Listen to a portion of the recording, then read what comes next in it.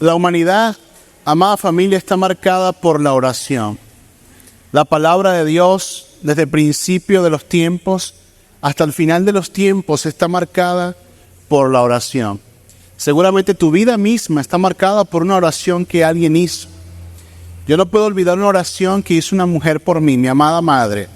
Cuando estaba yo no en los mejores pasos, recuerdo que ella me miró a los ojos y me dijo: tú puedes hacer lo que quieras hacer, tú puedes estar donde quieras estar, te puedes estar portando como te quieras estar portando, pero recuerda que yo oro por ti y no se te olvide que tú eres de Cristo.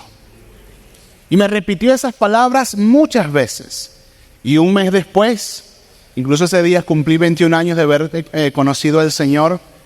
Un mes después estaba entregando mi vida al Señor y decidiendo por el Señor gracias a que una mujer hizo una oración por mí. Hoy estás aquí porque seguramente alguien ha orado por ti. Hoy estás aquí porque seguramente alguien ha invertido tiempo para orar por ti. Pero seguramente hoy estás aquí porque necesitas que a través de una oración Dios responda algo en tu vida, algo en tu familia. Seguramente estás esperando que Dios haga algo. Y déjame decirte, amada familia, que es a través de la oración que vas a poder encontrar esa solución, esa respuesta que estás esperando. Amén. Pero la oración, amados hermanos, se trata de Dios. La oración se trata de exaltar el nombre de Dios. La oración comienza en Dios. Nosotros no tomamos iniciativas de nada. Recuerda que amamos a Dios porque Él nos amó primero, no porque nosotros le amamos y ya. Dios nunca te va a pedir algo antes de Él haberlo hecho. Y toda oración inicia en Dios porque Dios es grande, Dios es fuerte, Dios es amor, Dios es bondad, Dios lo es todo. Toda oración inicia exaltando al Padre. A veces equivocamos nuestras intenciones en la oración y pensamos que la oración es algo que yo tengo que comunicarle a Dios. Y no es así, la oración se trata de Dios. La oración es la comunicación que Dios quiere tener por excelencia con nosotros. Y por eso tú y yo oramos, porque la oración nos conecta con la fuente de poder. Nos conecta con Dios. Y Jesús en el libro de Mateo capítulo 6, nos habla, está hablando obviamente en el Sermón del Monte, pero en Mateo capítulo 6, de los versos 5 en adelante, nos habla del modelo de oración que Jesús quiere, la forma de oración que Jesús quiere. Creo que no vamos a abarcarlo todo, pero podemos sacar algunos principios importantes de lo que Jesús nos quiso decir a través de la oración. El versículo 5 dice: y cuando ores, no seas como los hipócritas, porque ellos aman el orar en pie en las sinagogas y en las esquinas de las calles, para ser visto de los hombres. De cierto os digo que ya tienen su recompensa. Amada familia, el Señor no escucha oraciones con palabras rebuscadas. El Señor escucha oraciones del corazón. El Señor escucha oraciones que vengan con la intención de exaltar su nombre y con la intención de nosotros poder vaciar todo aquello que nos quita la paz o todo aquello por lo cual queremos una respuesta del cielo. La oración significa que tú y yo debemos ser sinceros ante la presencia de Dios. Sabes, como cristianos muchas veces aprendemos modelos de oración y formas de oración y tenemos patrones para orar. Pero Dios a eso no le importa. A Él le importan las palabras sinceras que vienen del alma. Las palabras sinceras que vienen del corazón. La oración es un medio para demostrar cuán bonito oramos. La oración es el medio que nos acerca a Dios, que nos conecta con Dios. Sabes, Jesús, el Hijo de Dios, el Creador del universo, dice la palabra de Dios en el libro de Lucas capítulo 5 versículo 16, dice: mas Él se apartaba a lugares desiertos y oraba.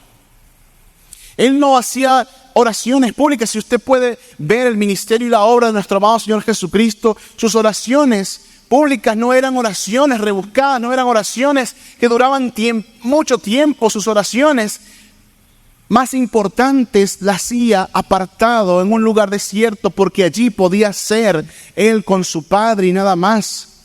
Amado hermano, Dios quiere escuchar las oraciones que vienen de tu corazón. Él quiere escuchar lo más íntimo de ti.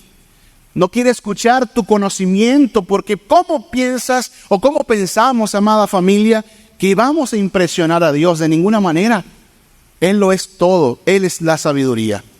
Pero Jesús nos dice en el versículo 6, mas tú cuando ores, entra en tu aposento y cerrada la puerta, ora a tu Padre que está en secreto. Y tu Padre que ve en lo secreto, ¿qué dice? Te recompensará en público. La oración en lo secreto trae recompensa. La oración en lo secreto trae bendición. La oración en lo secreto trae esa respuesta que tanto necesitamos. Como aquella hermosa canción, cuando nadie me ve en la intimidad, donde no puedo hablar más que la verdad, donde no hay apariencias, donde al descubierto queda mi corazón, allí soy sincero. El Señor quiere que te vayas a lo secreto para que Él pueda hacer un milagro público. El Señor quiere que lo busques en lo secreto, allí donde nadie te ve, donde eres tú y Él nada más, para que Él pueda honrarte públicamente. Pero necesitamos, amada iglesia, estar conectados con el Señor en lo secreto. Y aquí estamos, como una iglesia que oró en lo secreto, que se apartó en los secretos, allá en el libro de Hechos, capítulo 12, verso 5. Hechos 12, 5. Dice, así que Pedro estaba custodiado en la cárcel, pero la iglesia hacía sin cesar oración a Dios por él. Recordemos este momento. Pedro estaba custodiado, estaba preso en la cárcel. Horas antes habían matado al primero de los discípulos. El pueblo de Dios estaba conmocionado. El primero de los discípulos había sido sacrificado por Herodes. Y habían tomado a Pedro porque la intención era matar a Pedro también, así como lo hicieron con el primero de los discípulos. La iglesia había recibido una noticia muy grave. Probablemente esta era la noticia más fuerte después de la muerte de Jesús. La iglesia estaba siendo perseguida. Pedro estaba preso. Pero ¿sabe qué hizo la iglesia? La iglesia no se puso a llorar. ¡Ay, Dios mío! ¿Por qué? No, la iglesia se fue a orar, porque la oración tiene poder.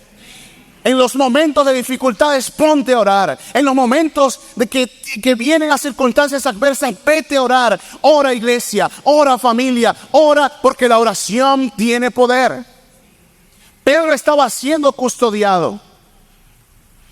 Pedro estaba preso, a horas de morir, a horas de ser sacrificado, pero la iglesia se encerró en un lugar como esto, y así como hicimos oraciones hace un momento, empezó a clamar a Dios, empezó a orar a Dios. ¿Y sabe qué pasó? En medio de la oración se escuchó una puerta sonar, y cuando la puerta sonar que una muchacha vio, se sorprendió tanto porque era Pedro el que estaba preso.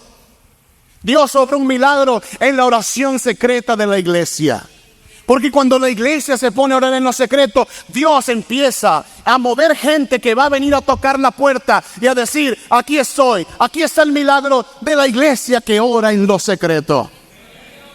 ¿Quieres un milagro de Dios? Vete a orar, ponte a orar, invita a alguien a orar a casa, pero hazlo porque en la oración hay poder. ¿Sabes? Seguramente no pasa acá. Pero en la iglesia que yo pastoreo, el día de la oración es el día que menos gente va. Aquí no, allá. Eso en los mixtecos de allá, de la Mixteca Baja. El día que menos gente va. Iglesia, oremos. Porque la oración que tú y yo hagamos acá no es en vano. Como decía una de las pastoras, no estamos orando a una imagen. Estamos orando a aquel que vive y reina para siempre. Estamos orando al que venció la muerte. Estamos orando al que te tiene con vida. Estamos orando al que todos los días, cada mañana, cuando tú te despiertas y ves el sol, tú dices, una misericordia nueva se ha renovado sobre mi vida. Estamos orando al Dios Todopoderoso. Oramos al que venció la muerte, que vive y reina y que nos da esperanza de que hay un buen futuro para nosotros. Amén. Dale un fuerte aplauso al Señor si le crees a ese Dios.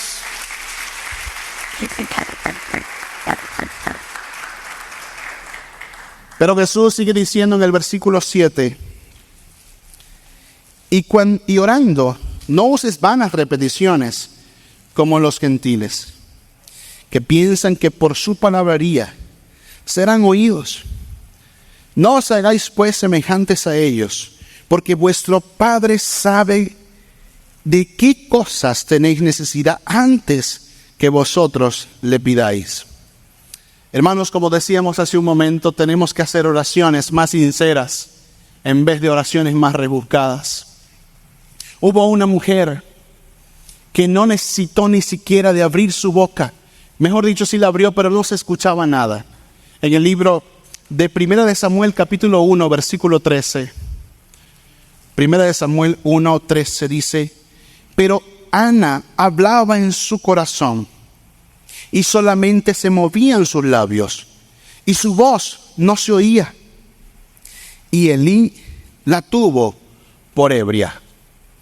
Ana era una mujer que tenía un anhelo de su alma, que tenía un anhelo en el corazón, y era tener un hijo nada más.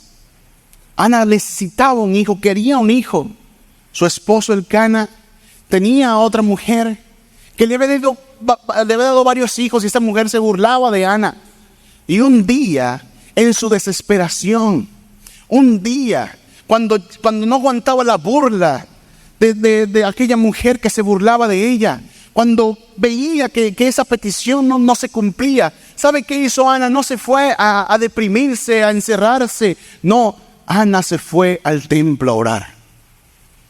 Ana se fue al templo a orar, y dice la palabra de Dios que estaba orando y solamente se movían sus labios, pero no pronunciaba palabras. ¿Sabe por qué? Porque Ana no estaba usando vanas palabrerías. Ana no estaba diciendo, oh Señor altísimo, grande, sublime. No parecía un cura como oran ellos ahora. No, Ana estaba orando con el alma, pidiéndole a Dios que pudiera responder a su petición. Ana estaba orando con el corazón. Incluso el siervo de Dios, Elí, la vio y dijo, esta pobre mujer está borracha. Le dijo. Pero ¿sabe qué pasó después de esa oración? Esa oración no solamente le dio una respuesta a Ana. Esa oración no solamente le dio un milagro a Ana. Esa oración nos dio un milagro a nosotros hoy, porque nació Samuel, uno de los sacerdotes más importantes de la palabra de Dios. El mismo Samuel que ungió a un joven llamado Saúl. El mismo Samuel que ungió a un tal joven llamado David, que se transformó en un hombre conforme al corazón de Dios. Es que las oraciones sinceras del corazón no solamente te afectan a ti, no solamente te bendicen a ti, sino que bendicen tus hijos, bendicen tus nietos y tus futuras generaciones. Una oración sincera bendijo a todo un pueblo. Una oración sincera hizo que un muchacho valiente se parara frente a un gigante diciéndole, tú vienes a mí con espada, lanza y jabalina, mas yo vengo a ti en nombre de Jehová de los ejércitos. Y todos saben por qué. Porque una mujer oró en lo secreto, allí con la sinceridad del alma. No le salían palabras, porque oraba con el alma, oraba con pasión, oraba con emoción. Y mucha gente dice, ay pastor, es que Dios no es emocional. ¿Cómo que Dios no es emocional? ¿Es que acaso al ver la cruz no te emociona la cruz? Hermano amado, cuando piensas en la cruz, ¿qué viene a tu mente? ¿Qué viene a tu corazón? Cuando yo veo la cruz, yo veo el amor reflejado en un acto de amor sincero. La cruz es el momento más emocional de toda la palabra de Dios. Y la palabra de Dios dice que el Señor se enojaba, que el Señor se alegraba, que el Señor lloraba, que el Señor es celoso. Nuestro Dios es emocional. Claro, Él sabe controlar sus emociones, nosotros no. Pero ¿sabes? Si nosotros somos capaces de derramar emociones por gente, ¿cómo no podemos derramar emociones por Dios? Y usted dirá, ¿y qué quiere decir, pastor? ¿Es que acaso cuando te deja el chimuelo no andas llorando? A mí me ha tocado muchas consejerías. Ay, pastor, ay, no sé vivir sin ese hombre. No sé qué va a pasar con mi vida sin ese hombre. Y yo les digo, si por lo menos dedicaras tanta pasión por Cristo, tu vida estaría distinta. Y no pensando en un pobre chimuelo. Hermanos amados, ora a Dios con pasión. Ora a Dios con el corazón. Porque una oración apasionada de una mujer que oraba con el alma trajo bendición a su vida, trajo bendición a su hijo Samuel y trajo bendición de generación en generación hasta hoy. Amén. Las oraciones sinceras del corazón son las cosas que el Señor nos dice que debemos tomar en cuenta a la hora de orar. Y el versículo 9, estamos en Mateo capítulo 6. Quiero terminar acá.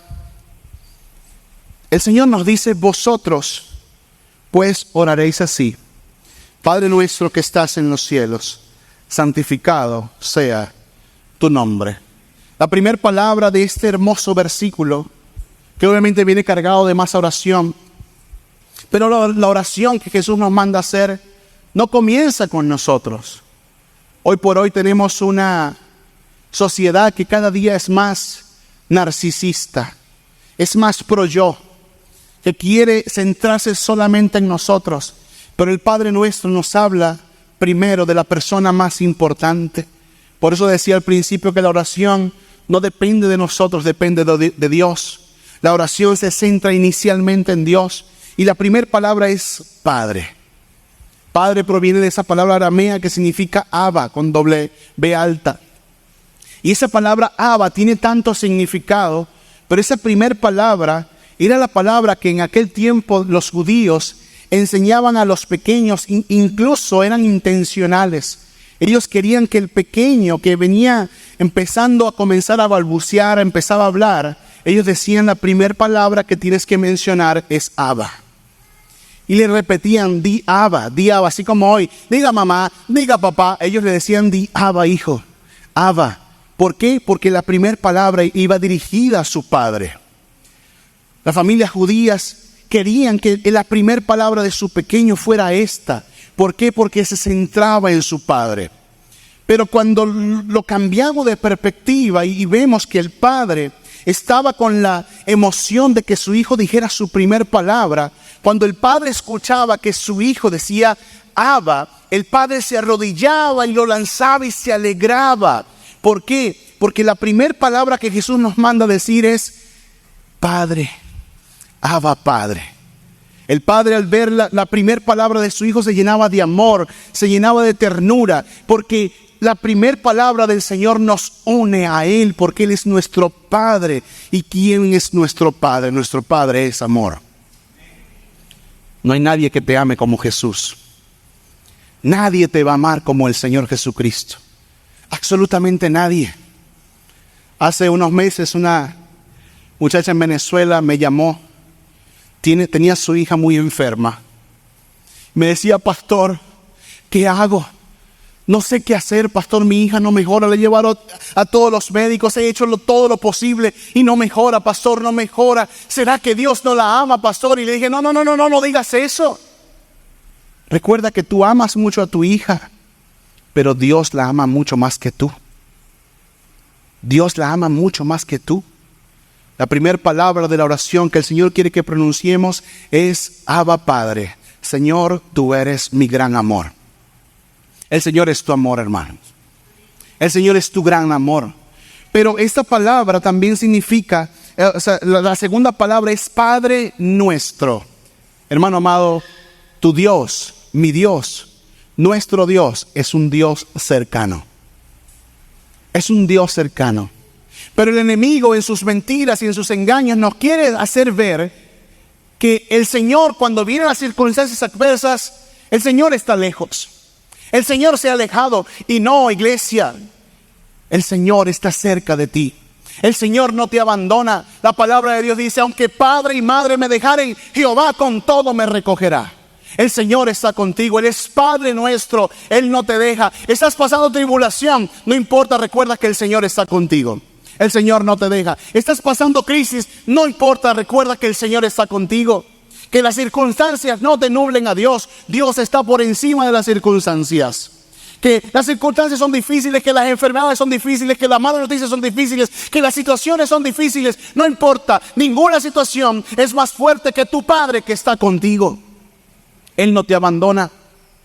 Lo primero que hizo Jesús en el huerto del Getsemaní, ¿sabe qué fue? Hizo arrodillarse y decirle: Señor, Si puedes, pasa de mí esta copa. Él se fue a orar porque sabía que su Padre estaba con él. Su Padre estaba allí. El Señor está contigo, amada iglesia. El Señor no te ha abandonado. El Señor está contigo. Que la prueba es difícil. Sí, es difícil, pero recuerda que el Señor, cuando Jairo fue a buscarle, decirle: Señor, por favor, ora por mi hija. Señor, por favor, ven a orar por mi hija. Y el Señor se entretuvo con la mujer del flujo de sangre. Pero luego de eso, que atendió a la mujer del flujo, empezó a atender a Jairo. Y cuando se dirigía con Jairo a su casa, le llegaron a decir: deja al maestro tranquilo, tu hija ha muerto. Oh, la muerte. Pero aún en medio de la muerte, dice la palabra de Dios que el Señor le decía: Jairo, no temas, cree solamente. Iglesia, no temas, cree solamente. Y el Señor le repetía: no temas, Jairo, cree solamente. No temas, Jairo, cree solamente. Porque el Señor, aún en medio de la peor noticia, Él te dice: no temas, cree solamente. ¿Y qué pasó después? Una niña que había muerto estaba viva. ¿Sabes por qué? Porque el Señor cercano siempre te enseñará que al final del camino, al final del túnel, Él tiene la última palabra. Pero Dios está cerca. Él es Padre nuestro. Y después dice: Padre nuestro que estás en los cielos. Los cielos. ¿Sabes? Cuando ores el Padre nuestro, recuerda que es un Padre que es tu amor, que está cercano, pero que es un Padre que está en los cielos y que tiene el dominio de todo. Que al Señor no se le escapa nada. Que el Señor está bajo el control de todas las cosas. Que no hay nada que sea imposible para Dios porque Él está en los cielos. Tú y yo no podemos controlar todas las cosas, pero Dios sí puede. A ti y a mí se nos agotan las fuerzas, pero a Dios no se le agotan las fuerzas. Tú y yo nos cansamos, Él de esfuerzo alcanzado y multiplica las fuerzas al que no tiene ninguna. Él está en los cielos teniendo el control de todas las cosas. Iglesia, yo no conozco tu situación. Familia, yo no conozco qué estás pasando. Pero ¿sabes qué? Sí conozco que Dios tiene el control. Y que Dios está en los cielos gobernando. Y que no hay nadie por encima de Él. Y que no hay nadie por encima de cualquier noticia fuerte que venga con nosotros. Nada puede estar por encima del dominio poderoso de nuestro Dios que está en los cielos. Iglesia, Dios tiene el control. Dile que está a tu lado: Dios tiene el control. Tranquilo. Dígale: relájate un poco, relájate un poco. Dios tiene el control. Amén. Él tiene el control. Pero termina este verso diciendo: Padre nuestro que estás en los cielos, santificado sea tu nombre.